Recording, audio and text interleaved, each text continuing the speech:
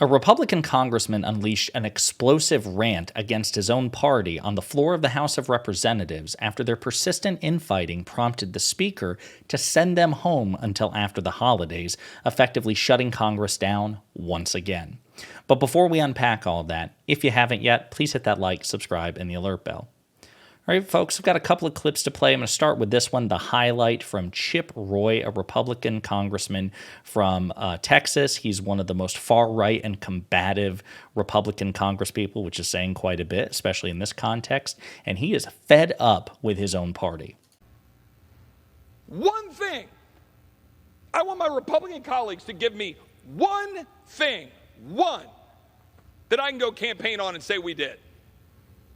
One. Anybody sitting in the complex, if you want to come down to the floor and come explain to me one material, meaningful, significant thing the Republican majority has done besides, well, I guess it's not as bad as the Democrats. Honestly, Chip, you can't even say that. The Democrats on their very worst day are infinitely more effective than the Republican Party with infinitely better policy. He can't even say that. But he's clearly fed up. And from a certain point of view, I can't blame him. So Axios was reporting on this. The House GOP starts Thanksgiving recess early after hardliners revolt on spending bill. Republicans are leaving D.C. early for Thanksgiving after a group of conservatives brought down a procedural vote on an appropriations bill. Republicans have struggled to unify as they attempt to complete their appropriations process, citing frustrations with the approach leadership took in attempting to avert a government shutdown. 19 conservative hardliners bucked party lines on a procedural vote for the Commerce, Justice, Science, and Related Agencies appropriation bill, with the rule failing in a 198 to 225 vote on Wednesday. Its failure comes a day after the House passed that laddered continuing resolution, which we discussed yesterday, which conservatives blasted for keeping spending levels intact from the previous fiscal year. House Freedom Caucus Chair Scott Perry said Wednesday the vote was a response to our dissatisfaction and our unwillingness to comply and play a part in this failure theater. Again, folks, I mean, the MAGA civil war is just, it's going to be eternal. It seems like there's no end in sight, which again, is pretty good, I think, politically, certainly for Democrats, and it weakens the Republican Party as a whole, which is good for the rest of the country, including Republican constituents. But this was also Chip Roy, I think yesterday, after that continuing resolution was passed, and he was again venting his frustration with that particular development. $6 trillion spending level at the Pelosi spending level, the Pelosi spending policies and priorities. And that's what this is doing. We have Republicans who violently opposed that bill a year ago in the omnibus bill last December, who are now trying to say that we need to continue that. Again, that's precisely what was put down on Saturday, October 1st, that then resulted in the motion to vacate against Kevin that following Tuesday. And here we are.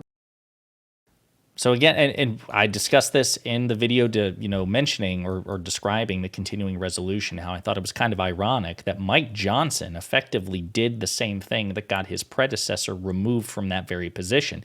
Now, for whatever it's worth, either because there's no personal grudge there or because they are aware that it makes them look bad, many of the people like Matt Gaetz, who wanted to kick Kevin McCarthy out of his job for backing a continuing resolution at the previous year's spending levels, said that, well, Mike Johnson's different from Kevin McCarthy. Yes, this is the same thing, but it's not the same person, so we're going to cut him some slack. But I don't know how much longer that slack is going to last. Now, at the same time, before the House was effectively put into recess, Representative, I think it's Jim McGovern, a Democrat, had some really interesting remarks to say about the current state of the Republican Party, including a phrase which I really like. So we're going to play some of this clip. Mr. Speaker, House Republicans are a minority party that is masquerading as a majority party. And I say that because I think my friends on the other side don't want to actually be in charge anymore. It is easier to be in the minority when you're a Republican. They think all you have to do is vote no on everything. It's harder to be in the majority. And it's especially hard because the Republican Party no longer represents a coherent political ideology that seeks to solve problems or govern. They just want to scream and yell about how this place is broken when they're the ones who broke it. He actually goes on for about 2 minutes. We're not going to play the whole thing, but I like how he said it. It's a minority party masquerading as a majority party, and that's really I mean, just a profoundly accurate statement.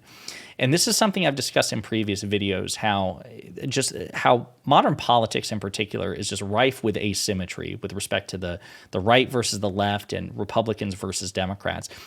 Republicans and the right are just graded on a curve in all ways at all times. And it's toxic, it's irrational, it's dishonest, it's stupid, and it's really, really dangerous because, when one party says government is the problem, but they are almost exclusively causing the problem and then getting rewarded for that by getting reelected, it's just an ongoing issue that we will never emancipate ourselves from. I mean, I've compared the Republican Party in previous videos to use a metaphor, like running a three-legged race with somebody. You have a partner, you're in a three-legged race, your two legs are bound together. And that can be very awkward. It can be really problematic. It's challenging. It's the whole point of a three-legged race. But if modern politics is a metaphorical three-legged race, the Republican Party is a partner that instead of just at least moving in a vaguely general direction, perhaps at a different speed or whatever, or maybe they want to go in a different direction, they're just dropping to the ground and hugging your leg and keeping you from moving at all. They don't even want to get to the finish line. It's really, really difficult, nigh impossible, to govern in good faith with a party that has no interest in good faith governance. And once again, I mean, for like the third or fourth time since early October, the infighting and dysfunction within the Republican Party, because they're so incapable of getting their act together, Congress is effectively shut down until after Thanksgiving. And it's just, I don't know, it seems like it's entirely predictable, but again, part of me is just so shocked that this is still ongoing, because I have to imagine they will suffer and should suffer political consequences for this. Let me know what you think in the comments about this development, about Republicans going home once again for the holidays, again for the third or fourth time in the past 4 or 5 weeks. Let me know what you think. Will they suffer a consequence for this as we head into 2024?